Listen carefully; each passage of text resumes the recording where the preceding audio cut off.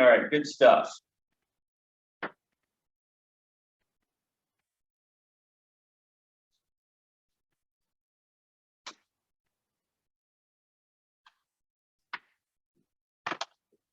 All right, so we're going to get rolling, and we're going to talk. I'm going to do the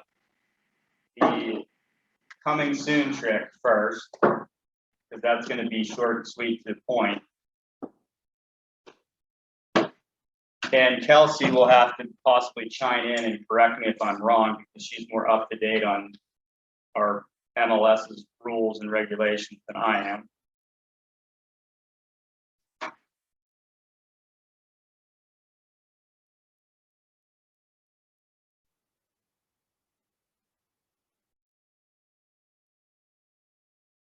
So Jordana had asked, I think it was Jordana, you were asking about the coming soon trick? Yes, yes.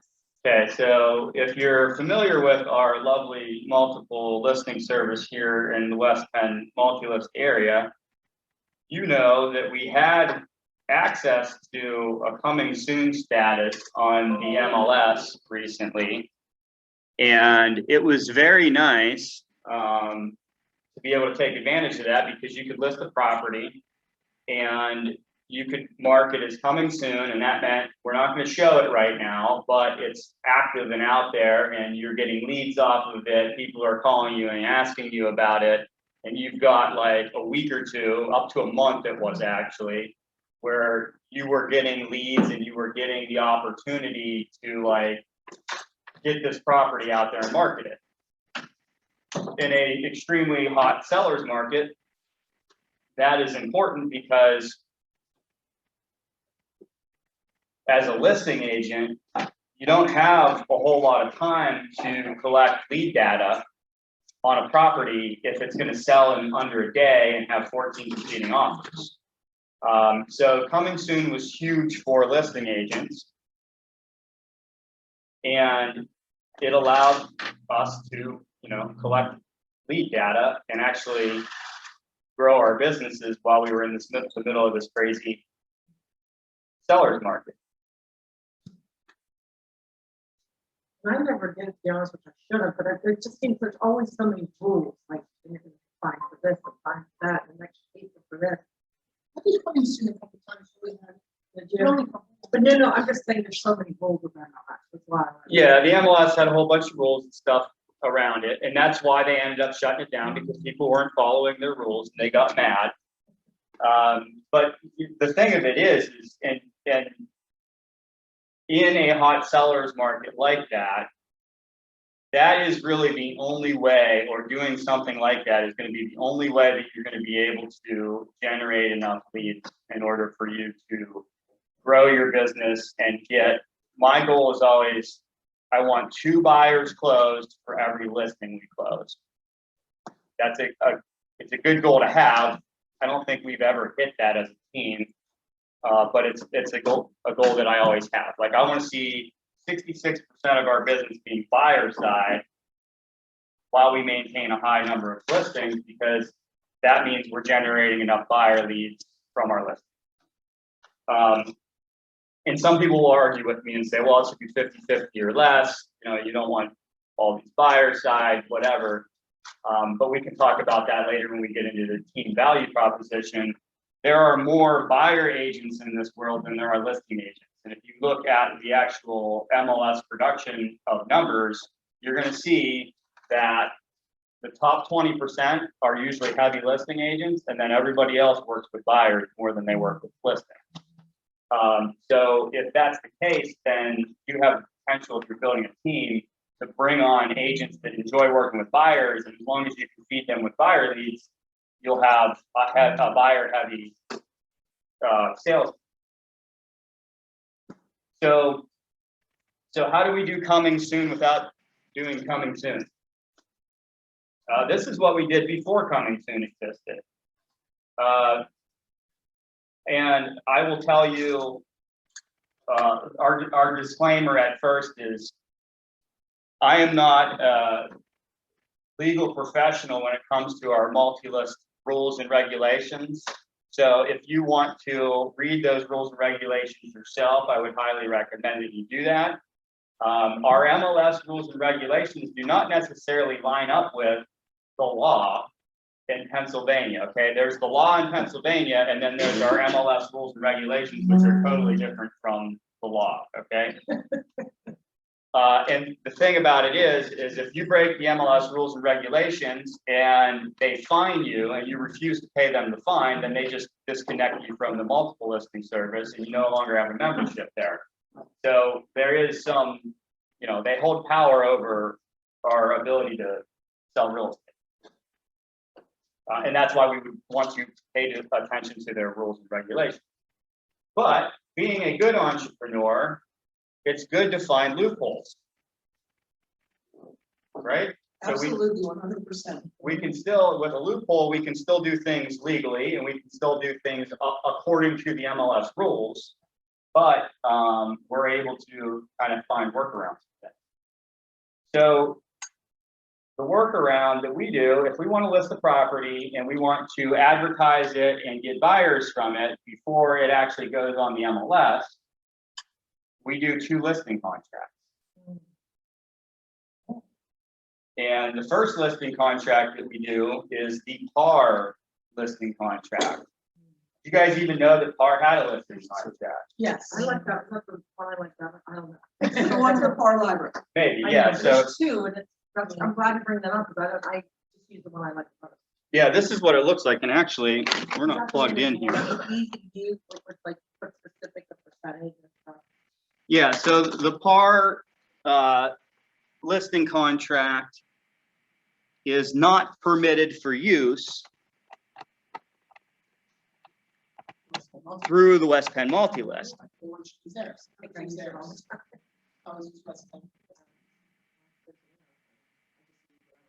Is Par for buyers in West Penn? There's Par. So that's what it looks like. What is it up there? The MLS on the right? What's the acronym? Hmm? What's the acronym on the right? XLS. Thank you. So this is a PAR document. It's not a West Penn multi-list document. If you're trying to fill out West Penn multi, advertise it on our website, but not put it on the multi-pool or the multi-list until it's ready to be shown. Oh, Mia said she can't hear you. Oh, got it. I'm going here for a minute. Okay, so that's how I explain it to the seller. And because of the way our multiple listing service works, we can't just list it and have, you know, be advertising it without letting people see it. Like that doesn't work very well. So we would like to do it this way. Are you okay with doing it that way? Yeah, most of the time they're okay with that because they're hiring us to give them advice, right? So we want to give them good advice so we can get a nice laundry list of buyers. And when we actually put it on the market, we show it to the 20 buyers that aren't represented by other agents, and then other agents are allowed to show it at the same time as well. So you can still do it that way. The great thing about doing this contract is if you've got 20 buyers that aren't represented by other agents, you can still show them the property without letting the other agents show the property. Right on. Okay? That may sound greedy, but in this market, if you got 20 agents or 20 buyers and you're able to get them into the property, you got plenty of exposure to the market, bringing a good offer for your client. So Just one question, how early in advance do you do this and put on the MLS? same thing, like 2 weeks to a month. And the word of caution is this does not work if you don't have a good marketing plan. Like you can't just do this and expect leads to come to you. So Dustin, you're putting up on your website. We put it on our website. We do Facebook advertising, so it's going out to Facebook. And to give you an example, when we were like similar to Coming Soon, when we did a Coming Soon listing in the North Hills during the busy season, we posted it to Facebook, and in 48 hours we had 48 leads. Right. And one of those leads ended up buying our property. However, our agents didn't do a good job following up with that lead, and they bought it through another agent. Right. Well, just a quick question, if I was at Howard Hamilton, do you find some of the agents are saying, wait a minute, I didn't know if you wanted my client, or do you have an exclusive, or you're just not putting them in MLS, like someone else can bring? Well, this states that it's an exclusive. That's part of it. Okay. So you are putting on here, I'm not gonna advertise this to other agents. You can offer a co-broke, like you can designate whatever you wanna do on this contract. So there is a spot, like if you're gonna offer co-broke commission and put it out to other agents, what's that commission, that sort of stuff. And if you're gonna do that then, and they call you and say, hey, I wanna show this property, you need to make sure that they get in there as well. But you can outline that on this contract. Now, technically, according to Pennsylvania state law, you don't, this is it. You could do this contract, you could sell properties, not put them on the MLS, and that's fine. All right? Dustin. Yeah. Put it on Zillow. No, I like to know that things are listed. Yeah, you could. You can put it anywhere it's not on the MLS. Yeah, put it anywhere I want.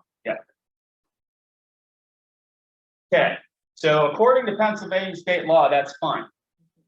According to our multiple listing service, who wants to rule our businesses and tell us what to do, that's not fine. Right. So according to them, if you're going to do that, you need to have this filled out. And Kelsey, if I'm wrong, does this still exist, and is this still kosher? So let us know. That's the West Penn's version. So this states that the West Penn multi-list wants to make sure that the owner understands that the property won't be displayed on the multiple listing service. And this is just like a clear statement to the owner, just so you know, it won't be on the multiple listing service. You just say, yeah. Because for this first Yeah, 2 weeks to a and- month, it's not gonna be. Well, yeah, and that's what I do, is I just tell them this is how we're going to do it, and then I make sure that we do it that way. Like, I'm not trying to like Right. be shysty or anything. Like, I just want to make sure we're advertising the property and getting a list of buyer leads.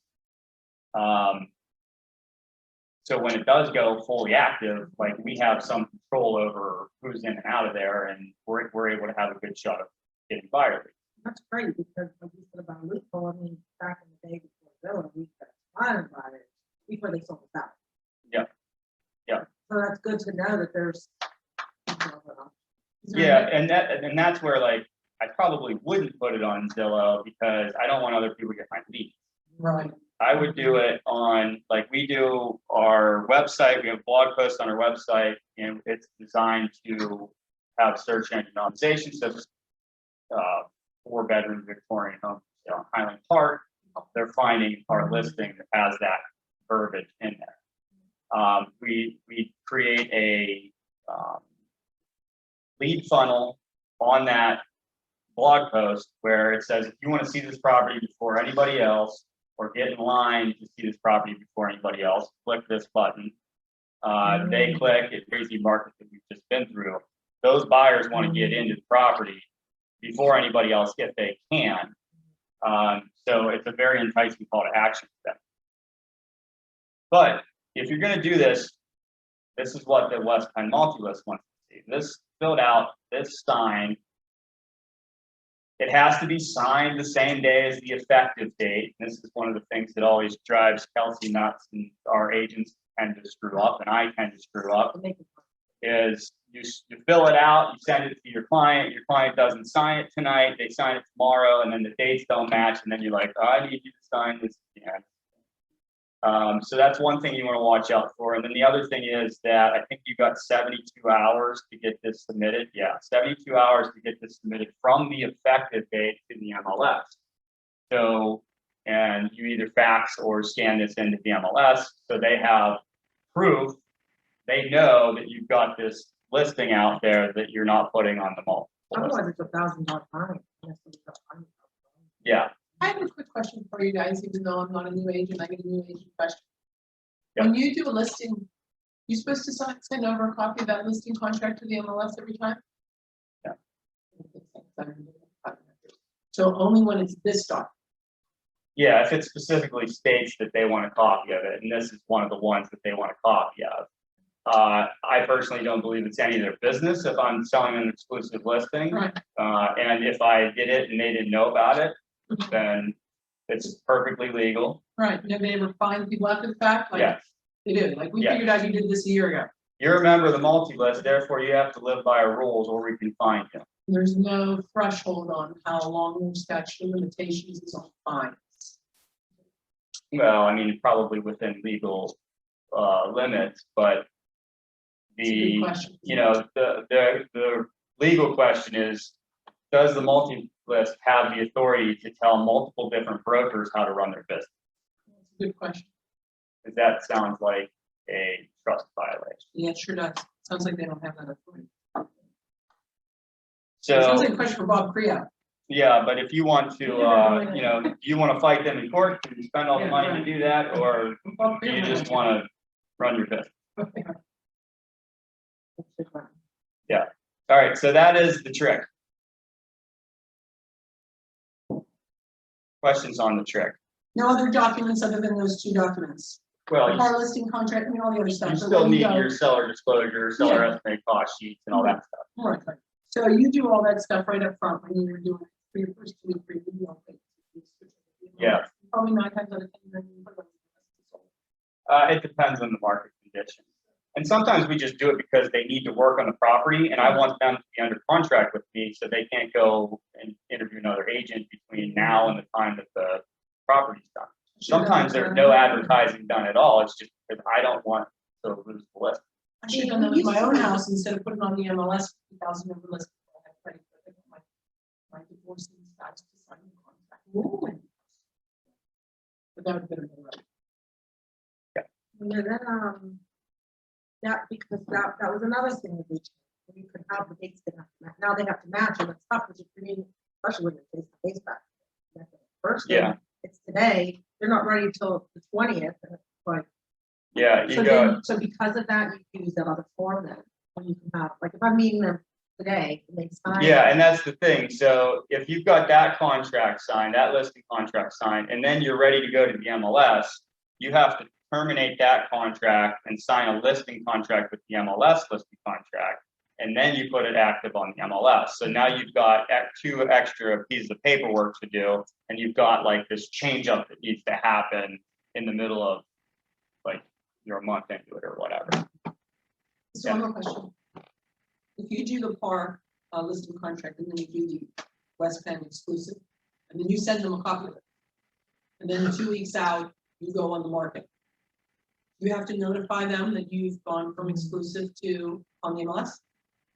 Well, on the MLS, yeah. I mean, you're going to go active on the MLS. But all you have to do is your normal stuff. You don't have to do Yeah. anything else and say, hey, we were exclusive and now we're going. You'll just active. Yeah, you don't have to do anything else other than get the multiple listing contracts signed and have that in your file. They usually, you know, they have only audited people for their paperwork when there's an issue and somebody rats on that person. And they want to Usually. cut some fine. Yeah. And if you're on their radar and they don't like you, they might audit you for the hell of it too. So if you comply and you do your thing and you don't argue with them, there's a low likelihood that they're going to be sniffing around at your dog. I mean, it's either this or Zillow buys them and owns them like they've done every other listing service. So we're better off where we Well, are. actually, most, not particular, but the other listing services are run by agents. Yeah, they're usually owned by the Realtor Association. But the Realtor Association had Realtor.com and sold it out 10 years ago or 12 years ago Turn us out, sure. because they needed money. Right. So they're not necessarily. Amazing. All right, any other questions So I just about have a that? question. So when you're doing it like say a month and then 2, so your return has been very great. So you've been able to convert a lot of people to buy. When we do it right, yeah. I mean, my biggest problem, and this can be discussed in the team side of it, like when you have a team, you're no longer the person who's converting the leads. Right. So you have to rely on your team to convert the leads. And that one, like I do it and I'm thinking, man, this is great. We're going to get all these buyers. And then we don't close a single one of them. It's like I generated 48 buyers who wanted to get in that house and not one of our agents was able to walk through with them. So then you know, you have a conversion problem, a coaching issue, things like that. And you as a leader, then you have to look at why is that problem happening and if it's solvable. You know what I mean? And sometimes it's not solvable. You know, it's depending on the agent you have, their personalities, how much business they already have on their plate. You know, when you start out as an agent, lead generation is the first problem. But when you master lead generation, then the problem becomes, who do I have? Do I have the right people? Who do I need? Am I interviewing enough people? You know, am I providing value, which is what we're going to talk about? Are they going to stick around? Then you have all this other stuff. And a lot of people that start teams, they stay in, and I did this as well. I was in this mindset of lead generation. Well, I'll just generate more leads. If they don't convert well, I'll generate 100 more leads, and then they'll have a better chance of converting them because it's just luck of the draw. And that's not how it works. So then I was at a point where I was generating 400 leads a month, and we should have been closing 4 to 8 deals a month just out of the buyer leads, and we weren't. And it had nothing to do with leads. Right. But thanks for your honesty and transparency and sharing. Sure. Well, in all things worth learning. Yeah. So we will talk now about team value proposition. And I'm going to do, so the outline for this is I'm going to go through, we're going to talk about like why it's important to have a value proposition if you're starting a team, or if you're going to run a team, or even if you're looking to join a team, like what are you looking for? So there's like multiple different reasons why this stuff is important to know. So reasons to offer value as a team. I have 10 main like realms that I consider to be like the value that we want to provide. So 10 areas of opportunity as a team that's trying to generate value. We're going to talk about a couple big mistakes that teams made, that I've made, and that I see other teams making every year. And then we'll actually look at, like, I'll give you examples of this is how our team operates, and this is how I solve these problems and build, this value proposition for you. So, intro, who am I and what authority do I have to teach you anything? I've been in sales I actually got licensed in November 2007, so this is like my anniversary. Happy anniversary. Thank you. It's actually my wedding anniversary today. Dustin Nulf's anniversary. Happy anniversary. Thank you. So my husband, Dustin Nulf, was teaching a class. See you later. So 2007, I got licensed. I didn't start in real estate until 2008. Market crashed in 2008 around February, and I think it was something like 60% of realtors got out of the business in 2008, 2009, which was a good thing for me because I was a new agent, and there was all this market share that was suddenly available, and people weren't closing deals, and I didn't know any better, so I started closing deals and getting the hang of it. Mark lived with me then, so he can tell you about how much I busted my ass to do that. But basically I got into this with the mindset of, number one, I wanted to be a real estate investor, and then number two, I wanted to turn it into a business where I could own my own brokerage or sales team at some point and grow it into a business. I wanted to be a business owner. I did not want to be a salesperson. A salesperson was just something I had to learn along the way. So I could say, I've done this before, here's how you do it. That leads us up to where we are now. Right now, our team consists of 11 people. 2 of them are full-time admins. 1 of them is me. So there's 8 agents that aren't me. This year, so I was surprised. I actually looked at my production, Jordan, this year. I closed $3.7 million in sales this year and 23 transactions, and I don't feel like I work at all on the sales side of things. So I would say I've maybe averaged 5 hours a week of work to close 20 transactions. Why would you want to join a sales team or grow a sales team? Would you like to close 30 some transactions and work like under 10 hours a week? Yep. Yeah, why not?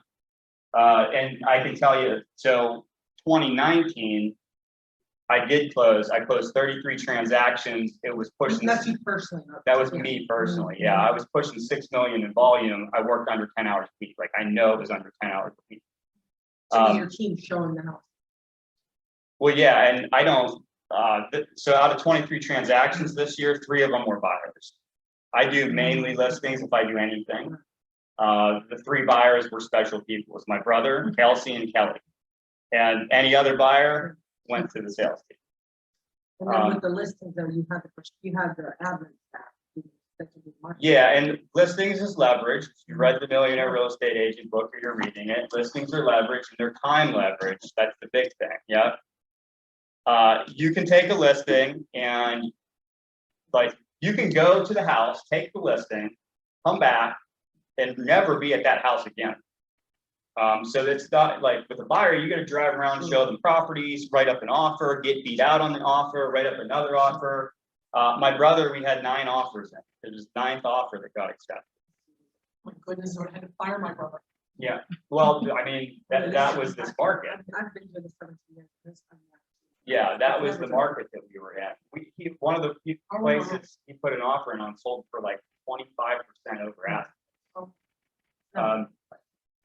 So I don't typically want to do that, but you know, in rare occasions I will. But for most of my deals, it's listing side.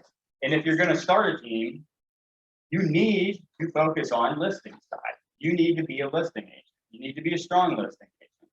So when we get to like stupid things that new teams do, one of them is not having enough listings or knowing how to be a listing agent. This year, so I own the sales team, I own a property management company, I own rental property. I'm looking at other business opportunities as well. I invest in cryptocurrency, I invest in the stock market. This year, I work almost no weekends. I work almost no evenings. I leave by Friday. I'm usually done by noon. I'll net 400 or 500 grand. So that is the power of growing a leveraged business. This is the life that I want our agents to be able to live as well. So that is the power that we offer and the value of our team is I would like our agents to also be able to not have to work weekends if they don't want to, not have to work evenings if they don't want to, etc. And for them to net a whole bunch of money. So that leads us into why are we offering value? Like why should you focus on offering value if you're looking at creating a team or running it? You guys tell me, why should I offer value in my team to other people? Retention. What's that? Retention, retain them. Retention. Yeah. Yep. What else? Yep. If there's no value, then why are they on the team, right? Like if they can figure out how to do it on their own, then they're gone. Well.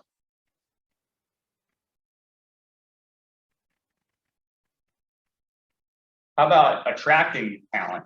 Yeah, recruiting.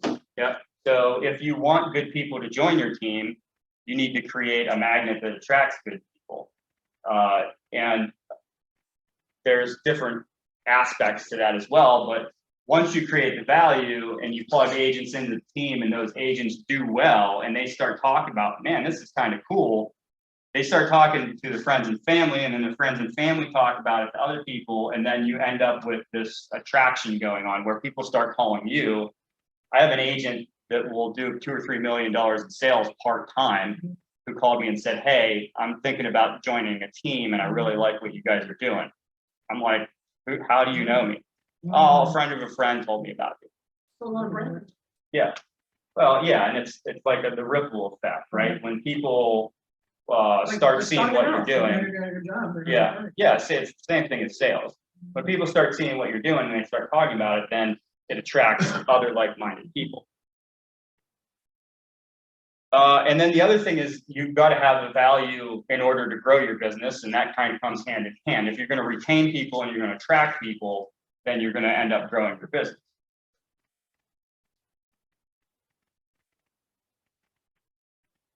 So the 10 areas or realms of value. So these are what I'm thinking in my mind are the things, these are the things that I pitch when I meet with somebody. And when it comes down to that, like if you're going to run a sales team, you have to understand that your main job is going to move from being a listing agent to being a recruiter. Like if you turn into a recruiter, you have to turn into a recruiter. Otherwise, you're just going to be a sales agent who's kind of winging it. And the way I look at it is this: if I'm going to go meet with a seller client, I have a listing presentation that I do, and I show them all the cool things that we're going to do for them and how it works. And then I have a 90% chance that they're going to sign with me. I know that because I created that system and it works. So I want to get to the point where when I sit down with an agent, I have a presentation that I show them. I hit the points that I want to hit, and I have a 90% chance of conversion. And at that point, then it becomes, do I really want them on my team, or do they not line up with my values and my vision for the team? So these are the 10 points. Experience. Do you have the experience to be able to teach, coach, and train other agents and have them value your advice and feedback? And kind of part B to experience is your experience going to be available to them when they need it? Okay. Now, that was one of my value propositions when I was starting out as a team, but guess what? I was doing a lot of sales, and when people called me, it was like, I'm in the middle of a meeting, silence. Oh, I forgot to call my agent back. Now they're pissed off because their coach ignored them. So are you able to make the time to give the experience and pass the experience on? And that, part of what we do on a regular basis is we've got weekly masterminds that our agents can attend. I do one-on-one coaching sessions with our agents. And when we bring on a new agent, we have like a 1 to 2 week period where we're doing a lot of one-on-one interaction. And how often do you do one-on-ones? Once a week? It depends on who the agent is and how often they need it. Customers? Yeah, I have agents that just like don't want to talk to me at all, and they just want to do their thing, and they do their thing. I have other, like Miles, we meet weekly, at least weekly. It's more than weekly now. And the funny thing is the people I meet weekly or more than weekly, they're the ones that keep doing better and better and better. Right. Because the other ones, you don't have the same opportunity to hold them accountable. Well, yeah, they don't want to be held accountable. Right. Yeah. So experience first. Training would be number 2. So that's a value point that needs to be hit. What sort of training are you going to offer? And you guys know, like Keller Williams has a great reputation for being a training company, and that is one of the big pushes right now amongst real estate brokerages. What sort of training and what sort of technology do you offer? Those are like the big ones. And then it's like, well, what's your split? How much money am I going to make? And is there any leads provided? So training and technology are big in the brokerages. Well, when you're running a sales team, you're running essentially a brokerage within a brokerage. You need to offer those things as well. Now, with the training, are you dependent on, like, some of it on office and the company, or you have your own, little bit of both? Or? That's a good question. Yeah, I mean, a little bit of both. If there's a good training that we think that our agents would benefit from that's being offered by the office, Kelsey pushes it. You guys will leverage that. Yeah, and we'll say, hey, this is happening. You guys should be there. This is something that we're seeing a recurring theme in our team. Otherwise, there are instances where we just have like, Kelsey will do like a contract training, and it would be like, this is what we're seeing in this market. We're going to do this contract training at 6 p.m. on a Wednesday, and we do it via Zoom and the team's there. So I would say like 50-50 or like, 60-40. Like there's trainings that we're doing that are different from what KW's offering, what's being offered out there. Coaching is number 3. So, people may look at training and coaching as the same thing, but in my mind, it's not. Training is like me standing here at a podium telling you, what to do and answering questions. Coaching is, where are you in your business, Mark? Where do you want to be? What issues are you running into right now? Coaching is more focused on what's going on like immediately, or what sort of setbacks are you running into? What sort of successes are you finding? What's making those successes successful, and what is making a setback? And you know, I could go on for hours about it, but if you're doing something and you're not getting the results that you want, then something needs to change. And that's what coaching is about, is figuring out what needs to change. And that would be another reason why I think a lot of people don't do one-on-one coaching with me, or they don't show up for it when I schedule it, because they don't want to change. They want to make more money though. They want to make more money, but they don't want to change to make more money. And really, like, tangent, I write a book called, I think it's The Millionaire Mind. This guy did like surveys all across the country to high net worth individuals to figure out what they did and how they got there and what makes a millionaire versus a non-millionaire. And he ended up, later on in the book, he separated between a millionaire and a decamillionaire.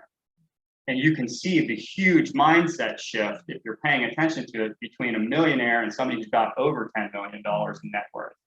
And one of the big shifts is the people that went from $1 million to 10 million, they started taking advantages of businesses and people leverage, and they hired people to help them. And those people are the people that aren't going to be on a ladder cleaning their gutters out. Right. The millionaires were do-it-yourselfers. I don't need anybody else. I'm going to do it myself. And if my gutters need clean, I'm going to do it myself because I can do it the best.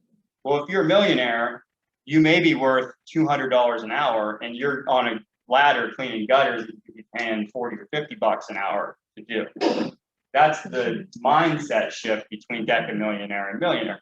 And the same thing happens like all throughout our hopeful progression of being a salesperson. Is you're going to hit 2 million in volume, and you're going to be like, oh, this is great. And then if you want to achieve beyond that, you need to change what you're doing and start doing $4 million or $5 million in volume worth of work. And you have to have a $5 million mindset, and that's different than a $2 million mindset. So coaching was number 3. Systems is number 4. The simplest system is a checklist. And, you know, I used to be totally confused when my old mentor said, you need to create a system. I was like, oh yeah, okay. And then I would go home and I'd be like, what's the system? Like a checklist is a system. That is the simplest system. How do you do it? How are you going to do it every time to make sure it's always right? Number 5, tools. What's the difference between a system and a tool? Ooh, it's like command. Yeah. A tool is like, so a system is, I pick up the hammer, I hold the nail in a certain way, and I hit the nail with the hammer until it does what I need it to do. The tool is the hammer that you're using to hit the nail. So the system is how you're doing it. The tool is what you're using to do. Ads and marketing would be number 6. Why would you start a team if you're going to have your team members be responsible for their own ads and marketing and the cost of their ads and marketing?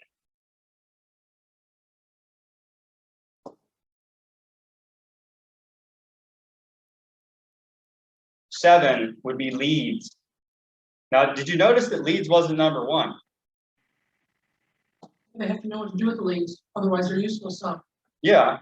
And the other thing is, if you're hiring salespeople, they should be capable of generating their own leads.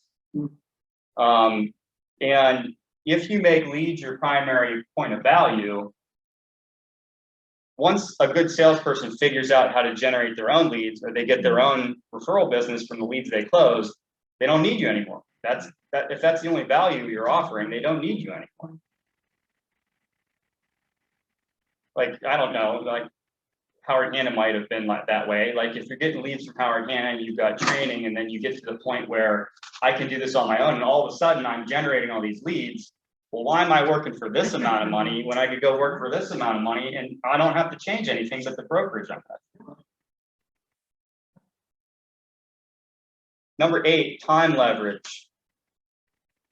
And that's a huge one that is missing in a lot of teams, time leverage. To give them time. No, just in general, how you're leveraging your own time. Well, yeah, everybody on the team should benefit from time leverage. Can you And elaborate on that a little bit, Jason? Or you're getting that? yeah, we'll get into it later. Number 9, specialty focus. And when we talk about specialty focus, there's a little bit of time leverage involved in that, or the time leverage kind of leads to that. Like, do you have your agents doing all of their admin work and their marketing and stuff on their own, or are you doing it for them? If you take a salesperson, you tell them they have to do a bunch of paperwork, you're going to piss them off. And they're probably not going to like doing it. And it's not going to be correct. There's going to be issues with it and that sort of stuff. So with the specialty focus, like one of the things that we try to do is you get the contract signed and then we clean it up, because a lot of times we get, like, I'll get a contract signed, take it to Kelsey, and she'll be like, it's not even initialed here. Like, I'm a salesperson, I miss things, and that's my personality. Kelsey's personality is, this needs to be right, I'm gonna go get the initial for it. So creating specialty roles that fit the personalities better. That's number 9. Number 10 is money and opportunity. And did you notice that the last thing on the list is money? There's been a lot of research done on why people leave their businesses or their employment and their companies that they're at. And I have experienced a lot of this in the real estate world, and money is usually last on the list of why they made a change, not first on the list. So when the brokerage that's trying to recruit me comes and says, hey, you'll make more money here, Right. I doubt it. Show me what you're going to do to add value to my life. That's the first thing I'm thinking. Someone once said he's 100% zero. Yeah. So questions on that stuff. We're going to get into like the details of those items here shortly. Okay. I just invited my husband for our anniversary. I don't know if, like, does he have to be added in, or if he can just automatically do it? It should show. Well, just a heads up. Yeah.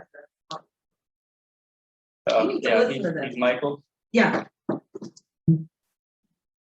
It's also, this translates in all parts of business. Yeah. You know, because he's a chiropractor. Y'all learn from each other. Well, yeah, and the thing about like the MREA book and the model is that you can take that and use it in any business. I took that model and I used it in my property management business and built a successful business with it. It's the same model. All right, big mistakes that I'm seeing teams make on a regular basis and people who are trying to start teams. Number 1 would be the only value in the team is leads. Okay, I've seen that before. I saw an agent in our market go from, like, he was doing 5 million himself, and then all of a sudden he was doing 30 million. He had this big team, and then a year later it was back to him by himself, and the only value he had was leads, and he was charging 50% for leads. Well, why would I pay you 50% if I can pay whatever, Zillow $100? Or So you're saying all those people left? Yeah, within a year. Wow. Within a year. I started that way. It's going to be me coaching and training you, and you're going to have some of these systems and stuff, but the main value is, like, I'm going to give you all these leads. Well, if somebody joins you and that's the only thing that they want, once they've got it and figured it out on their own, they don't have to stick around. Okay, well, here's a question then. If someone says, well, Howard and Anna said they're gonna give us coaching and training too, and our manager. So what, like, or Berkshire, and so how do you say, well, okay, no, but I'm, why am I this broker giving 30%? Yeah. Well, I don't even talk about the percentage.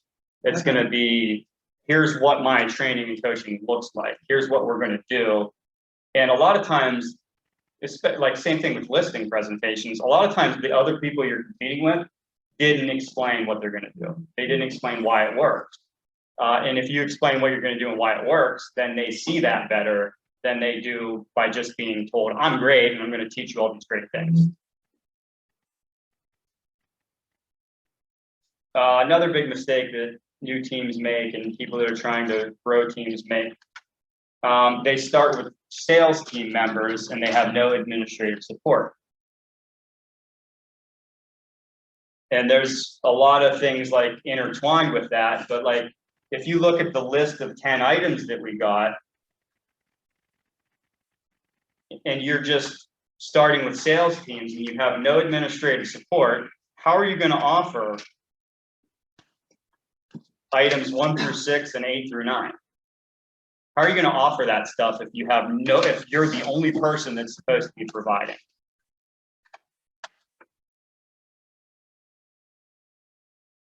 A buyer agent should not be your first hire. Showing assistant should not be your first hire. An individual agent can add one admin and go from closing 20 to 30 deals a year to closing like 70 to 100 with just one full-time admin. 2 full-time admins, a full-time agent might be able to close 150 plus transactions. I think Ben Kinney did 240 listings when he first added his full-time admin. Dustin, are we saying licensed admin to do paperwork? They don't necessarily need to do paperwork, but it's an advantage to have them get a license to be able to do paperwork. Kelsey's licensed, Jordan is now licensed. If I send Kelsey a listing contract missing signatures, she can send it out and get signatures. Yeah. Yeah, and Kelsey's to the point now where like she answers broker questions better than I do. Well, that's if you don't have a license, you can from the client. Yeah, or your agent. All the time. Yeah. I trust Kelsey's advice like as much as I trust my own advice. So if Mark calls me and can't get me and calls Kelsey and Kelsey tells him, here's how you do it, probably exactly what I would have told him. That's a good idea. Yeah. So licensed is advantageous. Should she not be licensed and she give Mark advice and then Mark screw up and get sued? Yeah, it's not- We're like, Mark is going to freaking hate me, first of all. And I'm looking at a loss. And Kelsey's probably going to quit too. She's gonna feel like she- Yeah, was Herself put not sued. in the spot that she shouldn't have been in. Sure. No, that's if you're having had the list too. Which is Well, what I- should And be if you're, done. yeah, and if you're not, you Certified. shouldn't be starting it. Right. You should learn how to do that. Yeah. And listings and buyers are totally different. Like it's a totally different personality style to be good with one or the other. Which is that's a whole other conversation. But you want to be listing heavy because if you're listing heavy, then you have extreme time leverage on your side as the agent who's doing the majority of the listing. And that time leverage then allows you to focus on recruiting and training and coaching and doing all those things that you do. So, admin wise, you're going to start with one admin who should be full time, and you should look at, your production should at least double if you add an admin. So, and an idea of where I was at when I hired my first admin. Butler Library. So where I was when I hired my first admin, I had closed 38 deals in a year. I was working 60, 70 hours a week. I had started to develop my own systems that would make me work more efficiently and be more productive. But I was at that point where it's just like, man, I can't do this for like 20 years. Like, this is stupid. This is not going to be my career if I don't fix this. Trying to do everything yourself. Yeah, well, 70 hours a week. Like at some point, yeah, that might be exciting to you when you're 26 years old. But it's not sustainable. It's not sustainable, no. And are there weeks where I work 70 hours a week now? Yeah, but rarely. Right. And does my wife and kids enjoy it when I'm working 70 hours a week? No, not at all. If I did that every day, would I have a wife and kids still? Probably not. Probably not. So, you get to the point where you can only do so much and you've got to change or you're going to burn out. And that's where I was. So I closed 38 transactions, hired a full-time admin, and I hired a buyer's agent at the same time. The next year we closed 70 transactions, 50 of them were me, and I worked under 50 hours a week that year. And we made more money. Things were looking relatively good. So are you going to go into it later? But what for the admin? Like, what is the list of stuff you have to do? Or you'll Make a list of, well, if you're a salesperson personality, you need to make a list of the stuff you like to do and the stuff that you hate to do. And the stuff that you hate to do is what the admin should be doing. Yeah. And, Gary Keller will tell you lead generation is the last thing that you want to divvy out to somebody else or delegate. To a certain extent, that makes sense. I'm thinking more of like along the lines of conversion is the thing that you don't want to divvy out right away. Because if you're good at converting, that's what makes you a good salesperson, and that leads to the income. If you try to teach somebody to convert who's not good at it and doesn't have that natural ability, then you may end up bankrupt or in a bad You're situation. coaching something that's not their strength. Well, yeah, you don't want to hire somebody that's not their strength and try to teach them how to do something that they're weak at. So yeah, you want to hire somebody that's strong in organization and administration and consistency, and have them do those things. You're strong in sales and conversion and networking, and you continue to do those things, but now you have more time to do them. So then you're able to increase your revenue because you're doing the more dollar productive activities. That's another thing you do. These things produce dollars. These things do not produce dollars and keep me from producing dollars. These are the things that I'm not going to do. Now, with Kelsey, that if she's doing all her things growth, but they're doing, like, you have to write up these 9 off. Your admin, writing up they're actually the ones typing. It depends on what's going on. So buyer's agents, for the most part, like our buyer's agents are writing their own sales agreements. When it goes under contract, it goes to Jordan, and then Jordan walks it from under contract to the closing table in communication with the agent. The agent should help with like the home inspection and negotiation, any sort of negotiation stuff with the agent. But then the processing is what Jordan does. So, you know, for me, one of the things I hate doing is sitting down and like calling 5 different title companies to figure out where we're at in this transaction and what sort of paperwork I need to get into them, and then getting it filled out and getting it signed by our client. And then they're calling our client back, hey, you didn't sign this yet, what's going on? Let's check your spam folder. Like that's annoying stuff for me. Thank you, Jordan, for doing that.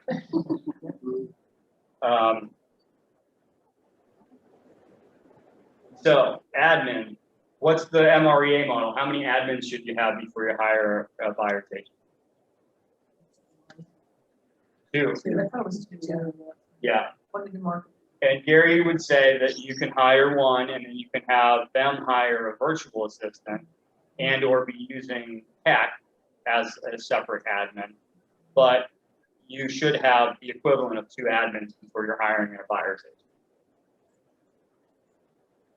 Now, and this creates, like, if you're in a scenario where you can be starting a team, you've got enough leads, and you're doing enough listing business, you could hire 2 admins and a buyer's agent all at one time, which is chaotic, but it can happen. And that's kind of what I did. I had an admin full time, and then I brought a buyer's agent on like almost immediately, because it was just like, I don't want to deal with these buyers anymore. They're keeping me from listing 70 listings. I could list 70 listings and not have to deal with buyers. Let's do this.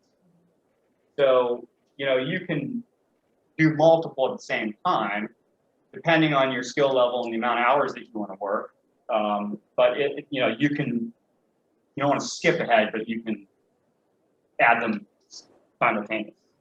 I only have 2 buyers agents and 1 admin all at the same time. Oh. Yeah, and then your problem is But they both need to train. And so I use my admin to help them train. Yep. Another big mistake of teams, leading with little experience. I used to work in the restaurant industry. I used to work in fast food franchises, Taco Bell, KFC, Pizza Hut.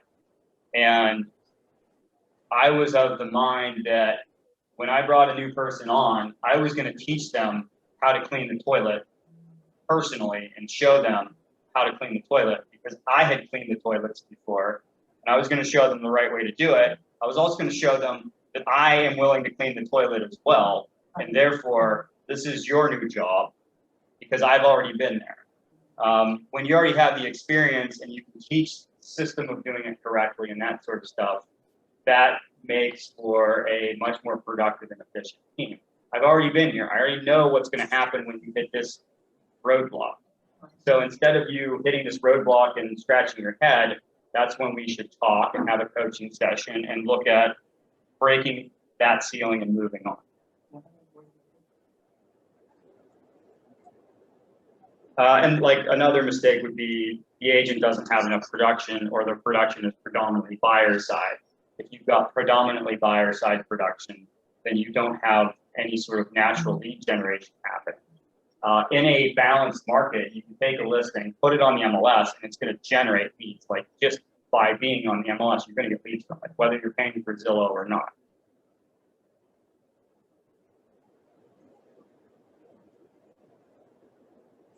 Okay, questions about mistakes?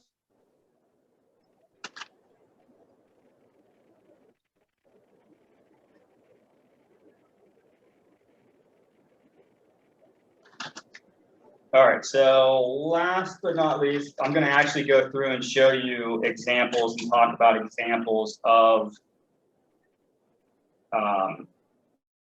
what we're doing as a team to provide value. And, you know, whether or not it's your cup of tea, or you might look at one of the things you're doing and like, well, I don't agree with that. I would be doing this. That's fine. That's the whole attractiveness of a team, is that there's different teams out there. They do things differently, and you can experiment on your own and figure out what you want to do. So we're going to start. We're going to do it 1 through 10 like we did before. And we're going to talk about those value items, and I'm going to show you some of those value items as we go through here. So number 1, experience. This was a little bit difficult for me to wrap my head around when I was first starting a team, because it was just like, when I first tried to start a team, I was with Berkshire while I was credentialing, and I hired a buyer's agent first because I didn't have a model to follow, and I just figured that would be the best thing to do. And I had like 7 deals closed. That was it. So I'm like, hey, come join my team. We're going to do this. And you know, what sort of leadership or experience did I have to share? Not a whole lot. By the way, you were credentialed 2008? 2008, 9, and I left in 10. Like the Squirrel? Monroeville, and then they shut it down and moved it to Okay, I left the Murrayville. Squirrel in 2009. Just past each other.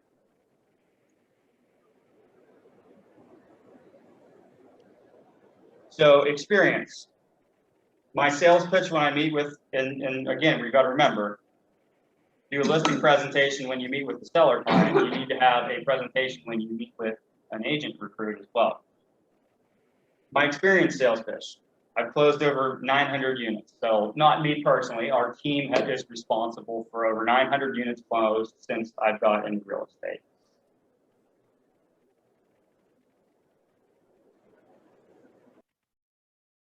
And I'm averaging right now, it's like 90 deals a year since I started closing deals. So if you're looking at, if you want to like add to that, the average agent right now is closing 9 deals a year. I'm closing 10 times that. Right. I got 10 times the experience in any given year. And this is what I pitched when I was listing. I was going to listing presentations. I closed 50 deals last year. The average agent who you're talking to closed 9. Who knows the market better, me or them? Been in the business for 15 years, built these businesses. They're successful, highly leveraged business. My pitch, I've realized, attracts agents who want to grow their own business. I used to be not so good with that because I was of the mindset, I'm afraid that they're going to take over, right? But that's stupid. If I help them grow and I add value, they're going to stick around and they're going to help me grow. I'll remember my password.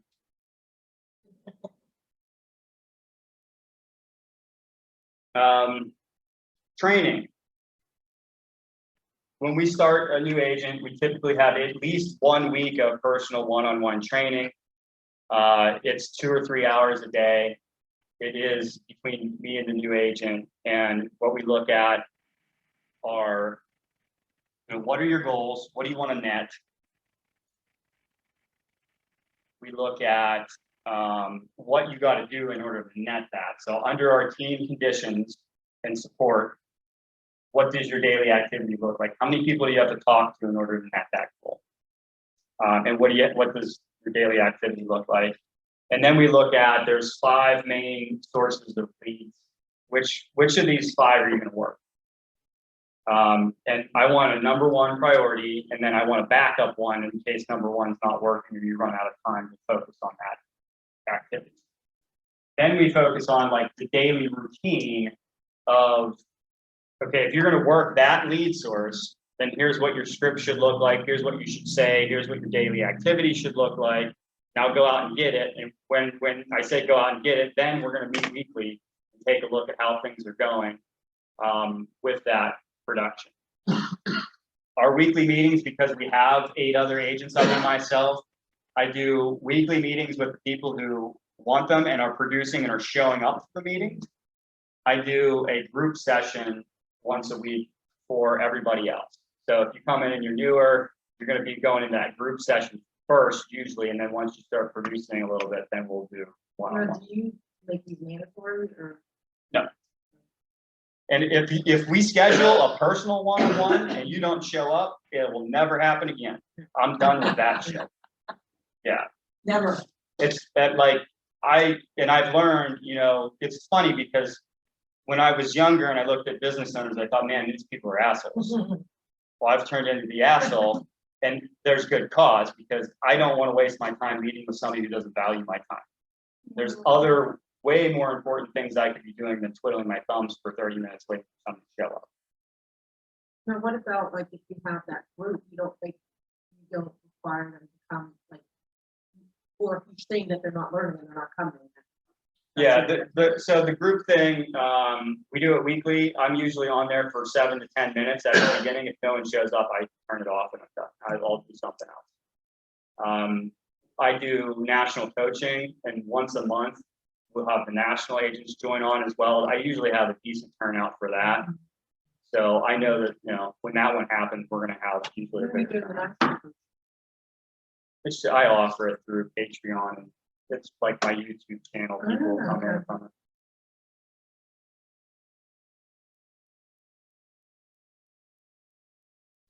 it. Systems. So when somebody joins our team, they get every single system and checklist and model that I've created over 15 years. There are things that I brought in from Keller Williams. There's things that I brought in from other brokerages. A lot of times I'll take them and tweak them and make them more personalized to match what I want to see in our team. We've got scripts. We have questionnaires for buyers. Like when you get a buyer lead, I used to have a printout. It's still in and it's been updated since then. But I would have a stack of pages that had the buyer questionnaire, and I would run through and ask the buyers every question on that questionnaire. So I knew I wasn't missing a question to pre-qualify them. And then that information would go into our database. And then I had like thing to remember when I was talking to those buyers. So that sort of stuff. Our pre-listing presentation is already created. You don't have to create a pre-listing presentation. It's already there. All you have to do is put your freaking name on it and put a 1-paragraph bio in it, and now it's your listing presentation.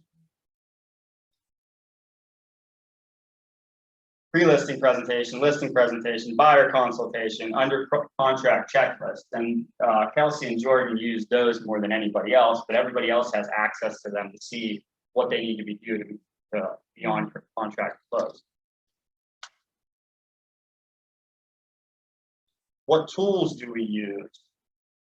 So obviously we're using KW Command as a CRM and IDX solution. We use Facebook ads through KW Command to lead generate. We have a team website that's separate from the IDX and CRM. We get traffic from the team website and use that for more search engine optimization than the KW Command website. That one unfortunately sucks. You can't go in and make specific search engine optimization. So that's why we have that separate website. Showing time. So I've got showing time pulled up. I subscribed to Showing Time when it was a new thing, and we got a team account for Showing Time. So our team is able to do things in here that you can't do with your normal Showing Time access through West Penn MLS. I used it before the West Penn MLS, and actually call your clients for you. Yeah, you can set it up so if there's a, Text them too. yeah, they'll call your client and say, hey, are you okay with the showing happening if you want it to happen that way. But like, gotta find a good one. Like you can go in and the client can actually log in and see this stuff. The listing activity report, and then this stuff gets sent out. We send it out once a week to them. And they get an email from us and it says, hey, here's what's going on with your listing. You know, here's how many showings you've had over time. Here's what our buyers and agents think about it. And here's your feedback. This stuff is all automated. So it's something where we're adding value and it looks like it's coming from us and we're taking time to do it. And we really don't take a whole lot of time to do it. So it's a highly leveraged activity. I pay for this, our agents don't pay for this. Our agents can log into this as a co-listing agent and manipulate it and do what they need to do with their listings if they have to. They can also log in and see this stuff. This makes it a lot easier for agents that are bad listing agents also, because agents who aren't good at being listing agents don't like to call their client and say, hey, your kitchen's from the 1970s and everybody says it sucks, you need to reduce the price by $30,000. So this will tell them that. This agent saw your property. They said the kitchen's outdated and blah, blah, blah, and it's overpriced by $30,000. I can't tell you how many times I've had a client call me and say, hey, I just saw that listing update. Can you reduce the price 10 grand? I'm like, sweet, I didn't have to call and bug you. I didn't have to deliver the bad news. All I have to do is tell Kelsey to reduce the price. Like, this is well worth what we're paying for it. All of our agents get this. They get it with every listing. It makes life way easier when you've got tenanted properties. We deal with a lot of those. Dot loop. We hate DocuSign. We hate whatever the other one forms is, the WolfNet thing or whatever is zip forms. We've tried them. Dot loop is way easier to use. We ended up paying for it again. So we're paying for this for our agents for the most part, and they all get to, to use it. It's great because Jordan and Kelsey could have their admin login. They can get in here and do what they need to do. So as soon as Mark creates a document, they can get in there and see it and work with it. Do you have any issues with clients getting called by document? Not that I'm aware of. And we use Google Workplace, Google Drive. We share all of our stuff on there as well. And then we have Kelsey puts links up on our website too. So if the agents aren't good with Google Drive or technology, they can just go to our website, click a link, and get things like our investor calculator spreadsheet and checklists and scripts and all that stuff is all there. Ads and marketing, I mean, that's the big one. We do expired mailers every day. We do direct mail almost every day. We do sphere of influence follow-up, so and past clients. So if Mark closes a deal, he does not necessarily have to reach out to his past client ever again if he doesn't want to. We reach out to our past clients at least once a quarter. I do a slide broadcast voicemail that goes to them, gives them a market update, and asks them for a referral. Slide broadcast. That goes straight to their voicemail. It's like, you ever get those calls, it rings once and then you try to pick it up. Yeah, it's like that. It annoys people, some people, but most of our people, like they're our clients, right? So they're like, they listen to it, and if they got a referral, almost every time I do one of those, I get at least one referral from past clients. Jordan runs our send out cards campaign. So at least 4 holiday cards go out every year. And those go out to past clients in sphere of influence as well. And that's stuff I pay for it. You've got the system for it. It's run automatically. Yeah, it's run automatically. Mark closes Joe Schmo, and Joe Schmo calls me from one of my voice calls and says, hey, I got a friend who wants to sell a house. That lead goes to Mark, there's no charge for it. It was his past client, it goes to him. Mark leaves us, Joe Schmo calls me, I determine who the lead's going to at that point. So with the, when you send out cards, does it have Mark's information? Just team, it's like team branded stuff. Usually it'll like be a holiday card. It just look like a holiday card, it'll say from Dustin Nulf team. And then when you flip it over, it's got my smiling face and it says, you know, who do you know is looking to buy, sell, and invest in real estate in the next year? Yeah. Are you branding their names and their faces and all on If we do direct mail and things like that, so if Mark closes a $300,000 property in a nice neighborhood and he wants more listings like that, we do like a radius mailer. It's got Mark's contact info, his cell phone number, it's got his stats for that sale, and it's made exactly for him. Do you use quantity for that? No, we do it by hand. Yeah, that's one of the things that Jordan does. And the thing is, if you get a postcard, what are the percent chances when you get a postcard, you're gonna just throw it away? You usually look at those. I go like this. Like women usually like this. Yeah, Yeah. oh, yeah. You know, you like look at it and Look at it then. first. Was there a coupon? Yeah. No, you shop and then they throw Put it it in in. an envelope. Right. If you got an envelope with a stamp on it, with your address on it, and it's got a hand stamped return address on it, are you gonna open that and look at it? Yeah, if it's handwritten. Yeah. It's handwritten. So they're more likely to open it, and it's like an actual like letter. Usually, if it's not a whole bunch, we're gonna hand sign it, so it looks like we've actually touched the letter, which is good. We always do magnet business cards in them. Even with the letters, sometimes people would just look at it, be like, I don't need this. They throw it away. They slap the magnet on the fridge, and now we still have branding in their house for years. I did that with Jordan sent me a magnet and I did throw the paper away, but the magnet's still on the fridge though. Yeah. Yep. It worked. Good. I met a potential property management client the other day, and he, we talked, and he was like, I really like this letter. He's an older gentleman. He's like, not too many people are doing this anymore. That's really caught my eye. That's why I called That's you. hard. I mean, like, and also with birthday, like I don't just Facebook the birthdays, I call them a message. And the number of people who text me back, Yeah. thank you for your message. I was just saying, They when I usually was doing birthdays, I don't even know how many more contacts. They usually, but they remember, if it was me, I'd remember, plus most people don't, like just Yeah. like me. You're gonna have two people leave a message and everybody else is Facebook and you're gonna remember. them. Yeah. And that's one of the things he said. And then he said, you have a business card. And I said, there would have been a magnet in there. And he turned around and pulled it off of his file cabinet and said, oh yeah, I remember. So, people hang on to those things. It's a little bit extra than a business card. Freaking buy it and put it in your mail. It's easy. So those are some of the things that we do. Like we're paying for a church newsletter for one of our agents that's branded in his name. Farm marketing, door hangers, Facebook group, all that sort of stuff.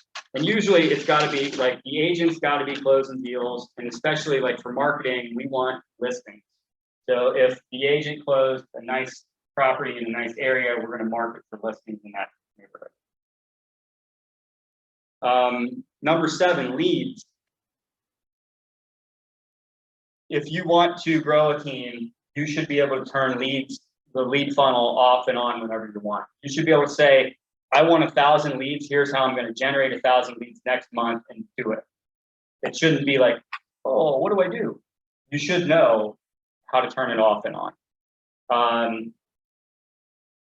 As I said, like previous years, we were up to 400 leads a month. We had 2,500 buyers in our database and 5,000 properties we're going to sell in the city of Pittsburgh.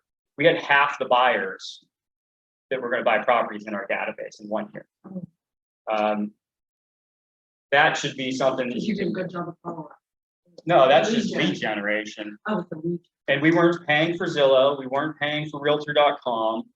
We don't pay for that. That's not lead generation. That's a cop-out. Okay. If that's your only source of leads, then you are not going to last in this business. And you'll be the first to be recruited to Zillow when their brokerage hits Pittsburgh. You need to know how to do it on your own. our average lead may cost 33 cents, 50 cents, like it's cheap. If you're buying leads at Zillow, you might be paying $250 a week. Hey, Amanda picks up the phone number, she calls for the rest. Oh, yeah. Little. So, lead generation was one of the first problems that I solved, and it's something that, I don't have to worry about. 8 would be time leverage. We have a listing coordinator, we have a transaction coordinator. We're going to zoom past this real quick, but basically our listing agents, anybody who's pulling a listing is highly leveraged. You can get a listing, hand it over to Kelsey, and it is done until you've got an offer, pretty much. You don't have to do anything with it. Kelsey gets the photos, she orders the photos, she does any sort of digital staging, she gets a VR tour done, she puts the lockbox on, she'll track down a key, she'll get the seller disclosure from the client if it's not done yet, she'll get initials on stuff that's missing, she sets it up on showing time for the showing, she makes sure the showings happen, she sends out updates to the clients every week. If there's a price reduction, I will occasionally ask Kelsey, can you just get a price reduction on this? And she'll get the price reduction. Now, how much work per hour? 9 to 5, basically. I mean, she does work after hours, depending on what she wants to do and how busy we are. But her hours are like where we want her is 9 to 5. You got a price reduction, you want a price reduction, send Kelsey an email, she does the price reduction for you, updates the ads and all that sort of stuff, and runs through. We have a 26-step marketing plan, she does all that. But what about the listing? Do you some of the buyers, they're typing the contract? With the listing, they're not typing that contract? The listing agent still has to come up with the contract. Kelsey fixes the contract when there's errors. There are instances though, like I had a month where I listed 19 properties in a month. I enlisted my wife to help write the contracts for that. And sometimes I'll bring on like a newer agent. Like we have a newer agent that is on our team who I paid, I can't remember, $75 to do 3 sales agreements for me. So the other advantage, and the advantage to our agents too, is like we have these new agents that come on that are more willing to learn and help, and you can offer them, dollars for admin help too, and that's a good way for our agents to leverage that as well. If I had a listing agent who was doing 10 listings a month on average, we would be hiring somebody to write their contracts for them.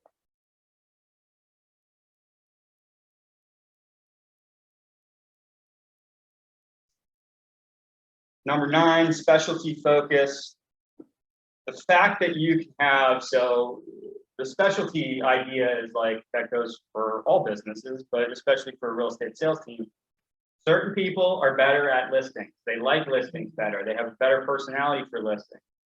Usually those people, if they know it, that's the lane that they stay in, and they're going to say, I don't like working with buyers. I have one agent who said, I don't want to work with buyers. I'm going to refer them all out. I only work with listings. That's fine.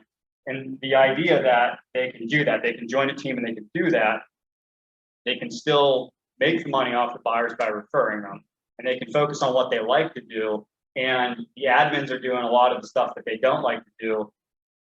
That just makes for like less opportunity for burnout, basically, and more fulfillment in your job. So that's our goal, is to make sure that we got the right people in the right places and they're happy in what they do. And when you're focused on, especially as agents, if you're focused on only taking listings, you're going to make more money than you are if you're focused on taking a listing, now stopping what you're doing for a week to advertise the listing and hold an open house and prep all this other stuff. And the amount of time it takes for you to properly service one listing, you can take 5 other listings. People don't think about that time involved in it. How long does it really take to get a listing? Like maybe 3 or 4 hours. If you look at like the prospecting time and the follow-up and then actually meeting the person and signing the contract, it might be 3 or 4 hours worth of time. So you could list 10 properties a week if you had focused attention to listing. If you listed 10 properties a week, that's 480 properties a year. You're going to sell about 370 of them easy. How much money could you make? And that's 40 hours a week. People don't think that, like a lot of people will hear those numbers and think, there's no way in hell I'd be able to do that. If you focused on it, you could do that. Last but not least, number 10, more money and opportunity. The last thing I talk about is what our split is. If somebody sits down with me and the first thing they ask about is our split, I'll say, why is that important to you? Well, because I want to make sure I make more money. Well, I'm going to show you how you can make more money, and then you can determine if you want to work here or not. How's that sound? And then we'll talk about split later. If our team is doing 80% of your work for you, and you're able to focus on only dollar productive activities, with 20% of the time that you were focusing on whatever it is that you were doing, how much more business should you be able to do? Well, it's simple math. 20% times 5 is 100%. So you should be able to do 5 times more business because you have 80% more time. If you did 5 times more business at a 50-50 split, you make more money. Yeah, everybody would. So is a 50-50 split worth 80% of your work being done for you? It should be. If it's not, then you're not on our. It's not going to work. And we started 50-50 split. As agents get higher in production, we go up a little bit. But if you follow the MREA model, you have to make money. A business has to make money to survive. And there's only so much that you can do as far as splits go as a team, still being able to make money. So the dollars, how are you going to net more money? Let's talk about netting more money and not about what the split is. I met a brand new agent. He closed 0. Said, you're split. That's just split. That doesn't work. I get 100% where I'm at. I said, You make no money. how many deals did you close this year? He goes, well, 0. I said, how much is 100% of 0? How'd that work for you? You say, well, next year I'm gonna close this.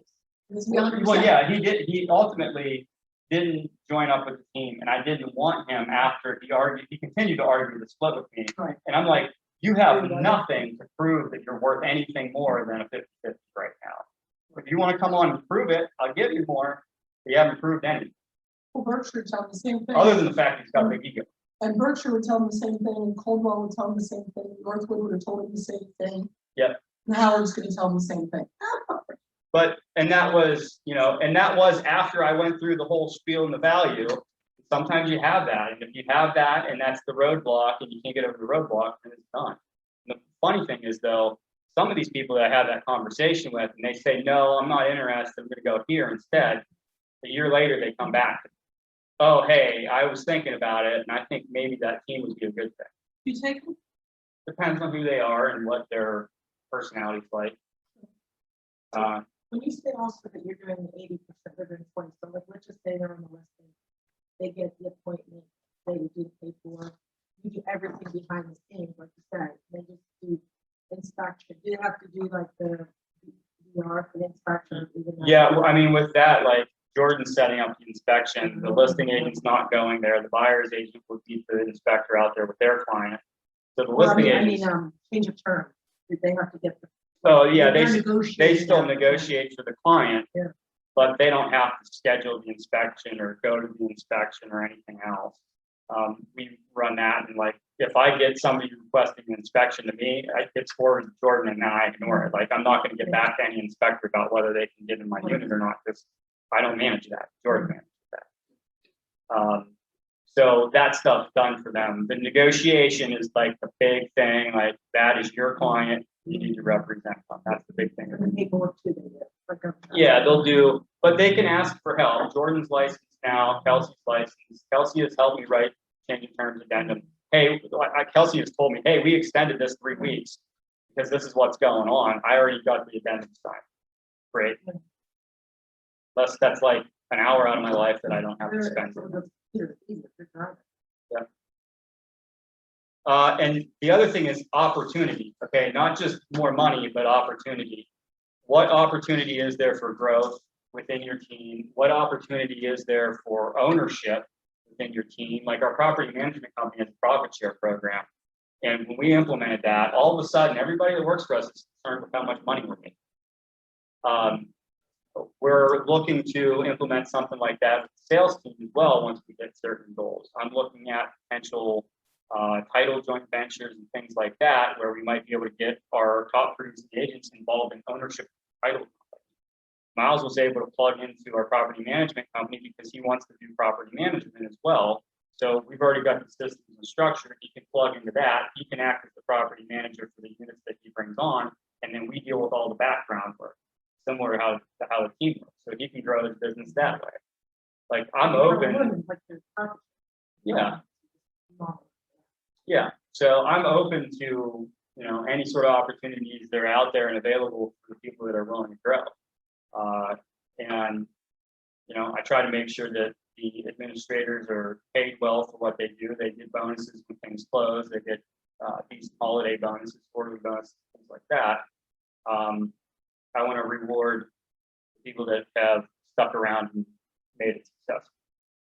Question, why do you choose Coming Soon?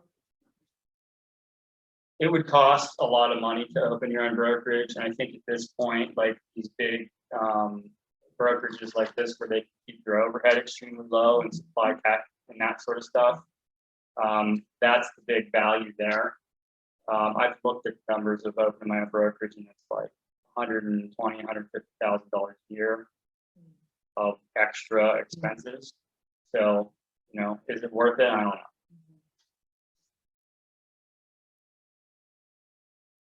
What else we got? We're a little bit over on time, but other questions?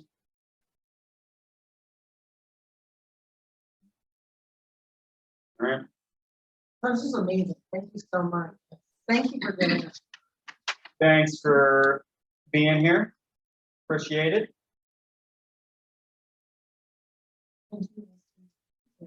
Kelsey said her house still has my original magnets.